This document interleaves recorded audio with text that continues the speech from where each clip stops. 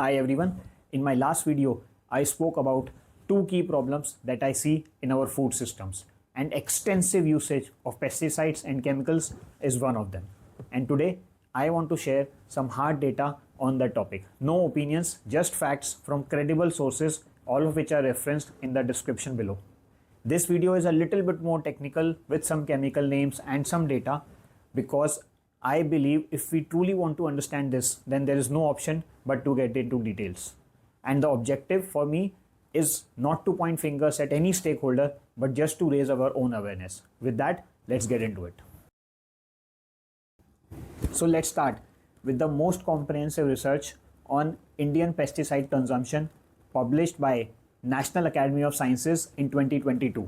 As per the report, India had a total of 293 pesticides registered with the government, of which 169 or 58% of total were in the category of extremely hazardous, most of them banned in multiple countries outside India. But interesting part is these 58% pesticides accounted for 80% of consumption by weight in tons. And in addition, there were another 46 pesticides in the moderately or slightly hazardous category, which accounted for another 16% of consumption, meaning 96% of consumption was of pesticides which were in some degree of hazardous nature. And finally, rest of 70 plus pesticides which were registered as low risk, they only contributed to 4% of total consumption. So that's the status of Indian pesticide consumption, that most of the pesticides consumed are highly hazardous in nature. Now, let's take a look at the pace of our regulatory action. In 2020, government released a draft order to ban 27 pesticides. After 3 years of deliberation in 2023, they ended up banning only 11. And as of today, India has banned a total of close to 45 pesticides and 4 formulations, meaning different combinations of these pesticides.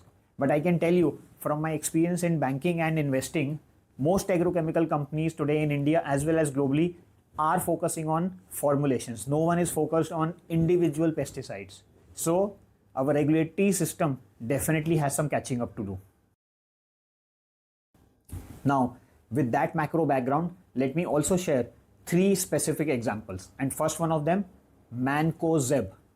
This is a pesticide which was banned in Europe in 2021 for reproductive toxicity and even potential cancer causing nature. And in India, it continues to be used. In fact, India is one of the largest producers and exporters of Mancozeb today. Number 2, Profenofos. This was never approved in US or Europe but continues to be used in India, linked to acute poisoning, neurological damage and other things. And finally, Monocrotophos. This is a pesticide which was banned in US, Europe as far back as 1990s. India banned it for vegetables only in 2005 with a broader ban in 2023. And even today, some formulations or variations of this continue to be sold in the market. So that's the lag which is there between the regulatory landscape of developed countries and India.